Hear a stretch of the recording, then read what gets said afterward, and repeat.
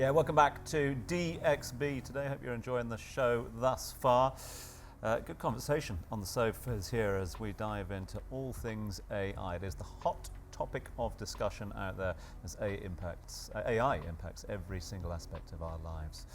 Our next guest calls this generation the next wave of thinkers. Please welcome AI and education innovator, Dr. Patrick McCrudden. Dr. McCrudden, thanks for joining us as always. Thank you very much. Really good Pleasure. to see you. Great to have you on board as well. I'm keen to get your thoughts. I'm sure you were listening to what Abbas was saying there about the educational elements as well. And you've written in the past that Gen Z won't just do things differently, they think differently because of AI. Can you just walk us through that and what that means?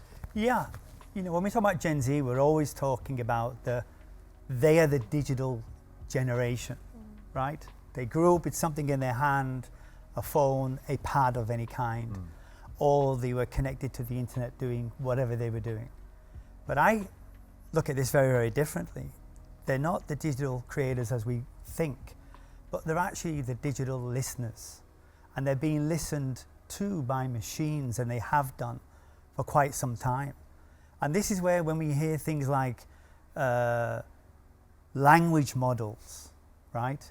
Well, what does that mean? I have concerned parents and faculty trying to ask me to explain to them what is a large language model. And I explain to them, AI isn't what you think it is. When we look at the large language model, I use the same acronym. I say AI listens. It's constantly listening. It's constantly learning, and it mimics the response. It doesn't know any better. It doesn't know you.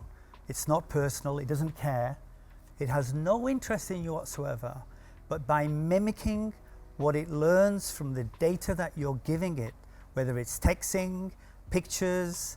I know some people who have connect ChatGPT to their LinkedIn profile. They point it to their Facebook or Instagram. So we're constantly feeding these large language models everything about us. And all it's doing is mimicking us.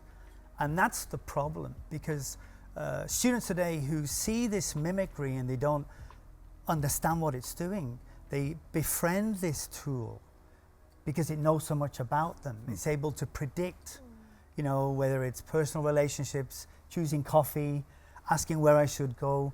It's just predicting the next word or the next statement. And this is where I feel it's affecting students. Students are siloing away from group activities. And more importantly, they're not engaging with parents. They're not engaging with teachers, because what they're saying is, when I speak into my phone, speaking to any AI, I get a response. Where before, when I was on social media, I was on social media posting, looking for someone to say, you look great, you're wonderful, I like that. And when you look at things like Instagram, they have various filters to make me look even better. It doesn't work on me, but Of course that's where it is. So you see how AI is really affecting mental health when it comes to students, right? Do you think that's going to make these aspects better or worse? It's a great question. And I think it's important for educators to realize a couple of things. Number one, we cannot take this genie back. The AI genie is out of the bottle. And it just so happens that Gen Z, as you mentioned earlier, have grown up with this technology in their hand, in their presence. And technology for students, especially Gen Z, is an extension of who they are. When I speak to leaders of organizations, they're saying to me, they often complain to me as an academic, and they say, hey, Dr. Patrick, why can't you teach these students before they graduate soft skills, because they don't communicate in the organization? Something you mentioned, I'm sure, in your book. Or they're unable to converse or challenge or debate or be constructive in meetings. Why? They pull their phone out and they're looking for an app. They're looking for something that tells them how to do this. And this silos them away from actually conversing, debating, discussing, or being challenged if your way is right or if your way is wrong. And I think as educators, we need to be able to identify that very, very clearly in the classroom, out of the classrooms. And I tell you how I do it. I often say to, I have some PhD students that I supervise, and I asked them, so do you use AI? And they say, yeah, we use it for research, and okay, fine. What do you use it for? And when you get an answer from it, do you challenge it? Or is that the only answer that you think is the right answer? And I generally get silence, just as I did just now, because for them, many of them are thinking, well, it must be right, Yeah. right? It Yeah. must be right. It's got all this vast data. It must be correct, which is what's disrupting. So, Patrick, I have to ask you, I mean, you've called this generation the new wave of thinkers, but then with the increasing reliance on AI, how much of thinking are they really doing? Because there is so much technology dependence. I often find a small percentage of the students who actually use AI very, very well. They use it for speed, productivity, but they challenge it as well. When I'm lecturing, I pretty much invoke all my students. Speed up your reading by going specifically to papers that's going to help you with the modules that you're doing. Often I've seen students spend a lot of time in libraries researching the wrong thing. They're just on the wrong track. So for tools like that, it's really, really good. But woe betide them if they submit their assignments which have been written by AI. That's going to be something which is quickly picked up by faculty who are grading their papers. They know students don't write that way. There's no critical thinking element within the writing. It just delivers information.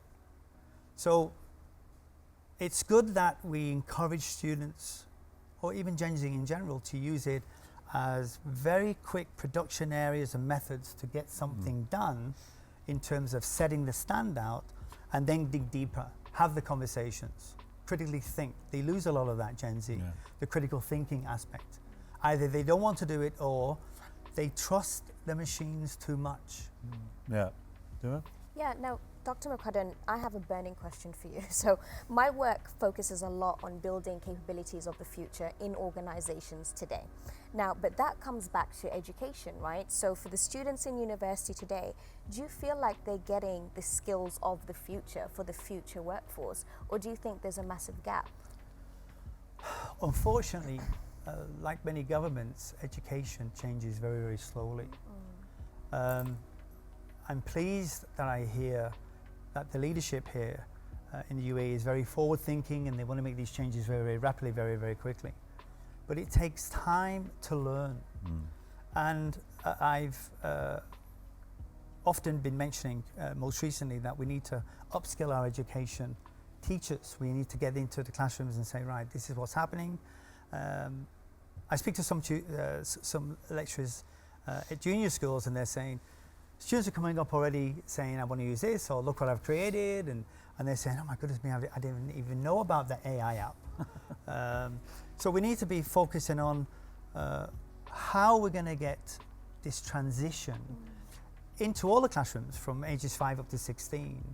And I think it's important that we focus very quickly from this September on the 15 to 16-year-olds, because they're going to be closer to being ready for higher education and employability. But I don't want to leave or give a free rein to industry or businesses. They complain a lot. Their expectation is, well, you're graduating, you should come in ready for me. I think it's important that both government, education, and industry come together to say, well, what do we need immediately if I hire you and you're 18 or 19, or you're 23, 24, and you've graduated with a degree? And the industry itself should also have internal training programs going on, working very closely with human resources. It could be a 3 month, 6 months training program. My area of expertise is supply chain. I think it's important when I work for companies in supply chain activities, I introduce shadowing, especially for new graduates who come into the industry. I think we've lost that. Right, we lost that a long time ago. I think we should bring that back, where graduates, or even those who have just finished O-levels or A-levels, and they're working, they should be allocated to someone who has that industry experience. So when Gen Z says, my AI says this, someone who's shadowing can say, just a second, it sounds good, but let's talk about it, let's discuss it. Fantastic. Dr. Patrick, thank you so much for coming on the show and sharing such appreciate it. valuable insights with us. It's been an absolute pleasure. Thank you. Thank you so much, my pleasure.